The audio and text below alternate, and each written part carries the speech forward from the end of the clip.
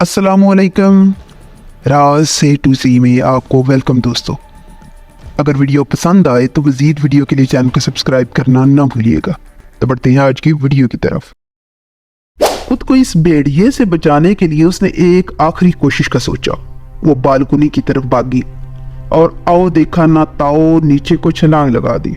उसके पेट पर कारी ज़रब लगी, लेकिन उसके पास वक्त बहुत कम था। वो दर्द से दौड़ी होती मेन गेट पर पहुंची, लेकिन चौकीदार ने उसको रोक लिया। वो उसके सामने गिड़गिड़ाने लगी, मगर वो बेहिस बनकर खड़ा रहा। इतने में वो दोबारा उसके सर पर पहुंच जाता है। उसको और कुछ ना सूझा तो खुद को चौकीदार के कैबिन में बंद कर लिया, लेकिन वो खींच कर उसको बाहर निकालता है। मेन एंट्रेंस तक पहुंचते पहुंचते वो अपना तवाज़न बरकरार नहीं रख पाती और फर्श पर गिर जाती है। वो उसको फिर भी नहीं छोड़ता। वो उसको घसीटते हुए बालों से खींचते हुए अंदर ले जाता है।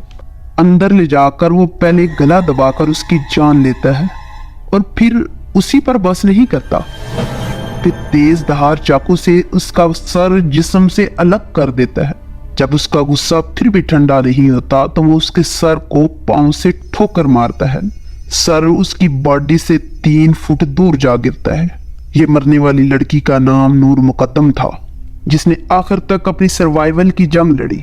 और यह दरिंदा इंसानियत से गिरी हरकत करने वाला मॉन्स्टर ज़ाहिर जाफर था।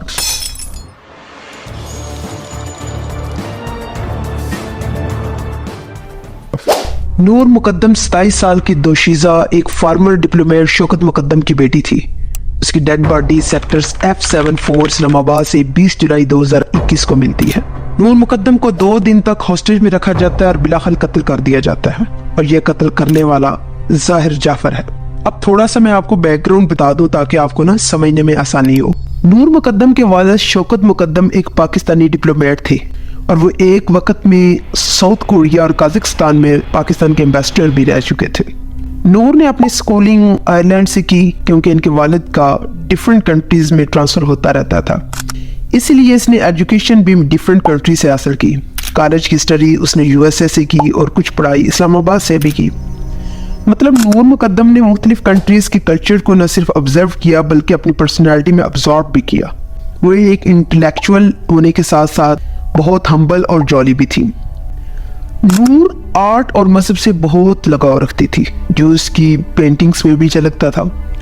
इतना कुछ सुनने के बाद आपको ये तो अंदाज़ा हो ही गया होगा कि नूर की पर्सनैलिटी में हमें कोई झोल नज़र नहीं आता।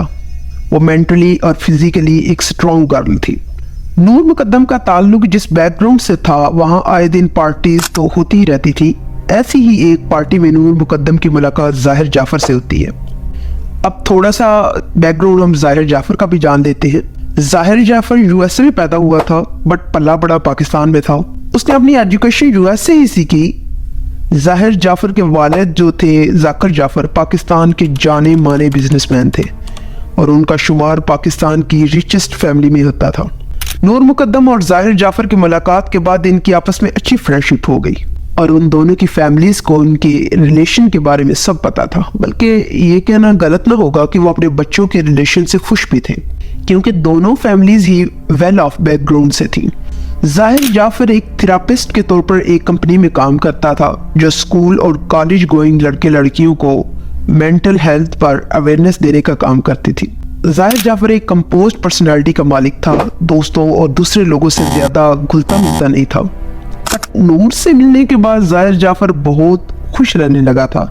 उसकी पर्सनालिटी के वो पहलू उसके दोस्तों के सामने आने लगे जो पहले लगता था उसकी पर्सनालिटी में एग्जिस्ट ही नहीं करते, मसलन डांस करना, कह के लगाना। इन शॉर्ट नूर ने ज़ाहिर जाफर को बिल्कुल बदल कर रख दिया। अब तक सब ठीक चल रहा था, बट फिर ज़ाहिर जाफर की पर्सनालिटी की कुछ डार्क रियलिटीज़ नूर के सामने आने लगी। नूर को अंदाज़ा होने लगा कि ज़ाहिर जाफर की पर्सनालिटी में एग्रेशन और अब्यूजिव बिहेवियर बहुत ज़्यादा है। ये छुपा हुआ ज़ाहिर कुछ और था जो आहिस्ता आहिस्ता सामने आ रहा था।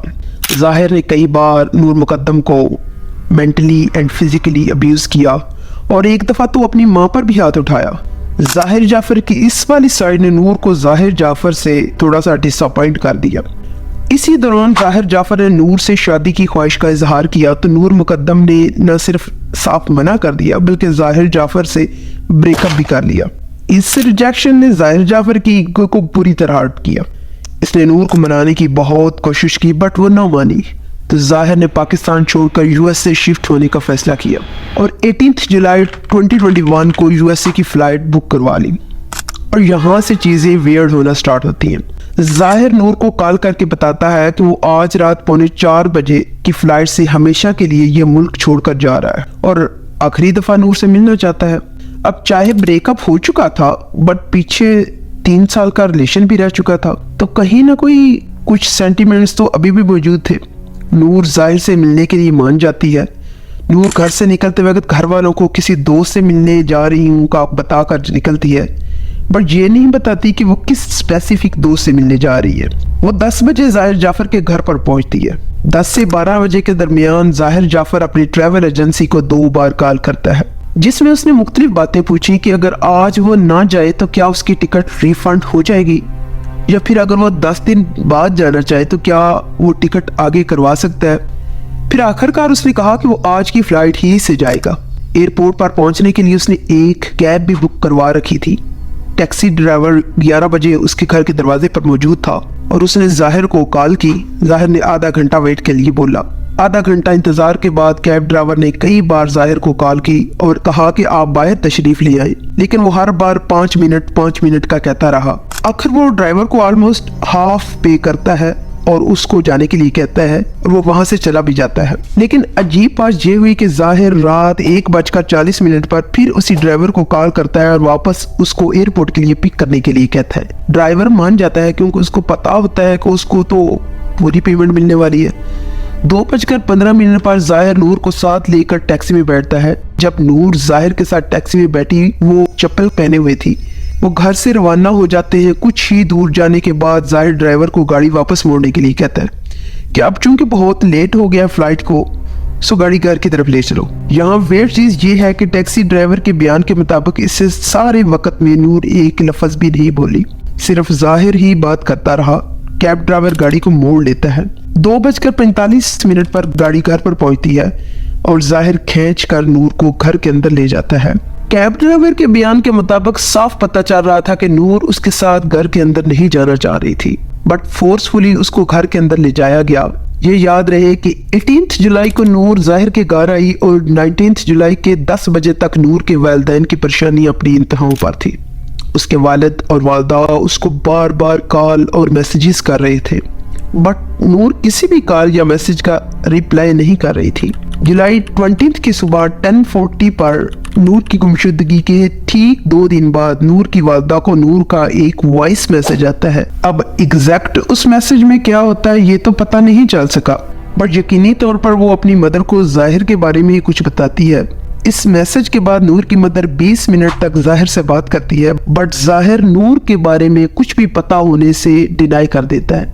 ये मैसेज आखिरी मैसेज था नूर का जो वो अपनी मदर को करती है। इसके बाद उसकी किसी से कोई बात नहीं हो पाती। इसके बाद 1 बजे से लेकर शाम 7 बजे तक जाहिर अपने फादर से कई बार फोन पर रब्ता करता है और ये कॉल उसकी कॉल रिकॉर्ड के मुताबिक 6 मरतबा हुई। 7:10 PM पर नूर सीसीटीवी कैमरा की रिकॉर्डिंग के मुताबिक जाहिर जाफर की बालकनी से छलांग लगाती नजर आती है। आप इमेजिन करें उसकी मेंटल कंडीशन को कि वो खुद को एस्केप करने के लिए बालकनी से छलांग लगाती है, जो बजाते खुद खतरे से खाली नहीं था। वॉचमैन और जाहिर के कुक के बयानात के मुताबिक नूर ने 6 बार भागने की कोशिश की और ये 6ठी बार था जब उसने छत से छलांग लगाई थी। इसके कोई 1 घंटा बाद जाहिर ने अपने दोस्त को एक फोन किया कि इसके घर में कोई चोर घुस गया है, उसको उसकी मदद चाहिए, और अपने वालिद को भी फोन करके कहा कि प्लीज मुझे बचा लें। जाहिर जाफर के वालिद जाकिर जाफर इस थेरापिस्ट कंपनी को कॉल करते हैं कि वो घर पर जाकर इसके बेटे को देखें, क्योंकि इस कंपनी की फंडिंग जो है वो जाकिर जाफर करता था। तो उस कंपनी का CEO मजीद 4 बंदों के साथ इमीडिएटली जाहिर के घर पहुंचता है।